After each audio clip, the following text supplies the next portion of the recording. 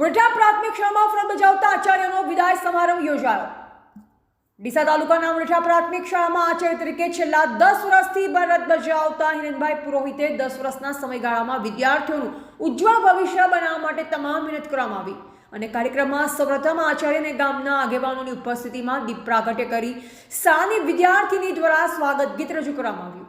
જે પ્રસંગે કુમકુમ તિલક કરી સાફો બાંધી ગામના સરપંચ, એસએમસી અધ્યક્ષ, ગામના આગેવાનો, યુવાનો, પૂર્વ વિદ્યાર્થી અને વઢા પ્રાથમિક શાળા અને પેટા કેન્દ્ર શાળાના શિક્ષક સ્ટાફ અને શિક્ષિકા સ્ટાફ, પૂર્વ વિદ્યાર્થીઓ દ્વારા આચાર્ય હિરેનભાઈ પુરોહિતને ગિફ્ટ અને સાલુડા લઈ સન્માન કરવામાં આવ્યું હતું।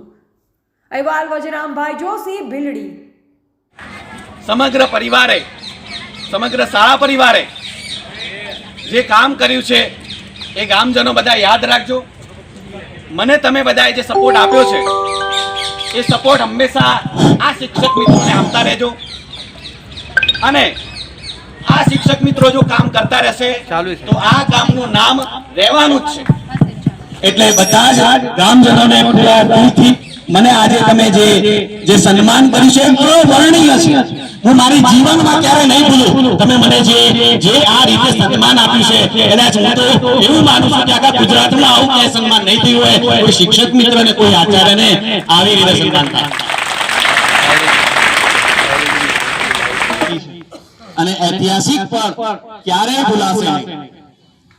પરંતુ શિક્ષણની અંદર જે ઉણપો હતી એ દૂર કરવા માટે મારી ટીમે જે કામ કર્યું, આ 10 વર્ષ મહેનત કરીને અમે પુરવાર કર્યું કે આ કામ પણ કરી શકે।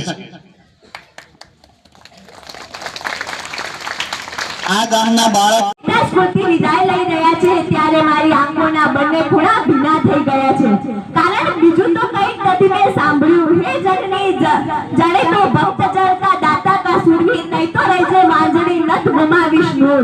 એટલે કે જનની તું ભક્ત જળ અથવા તો કોઈ દાતા અથવા તો કોઈ સુરવીર, પરંતુ પૂર્વ જન્મના કોઈ પુણ્ય હશે એટલે તેથી અમારા ગુરુજીની અંદર 3 ગુણો છે।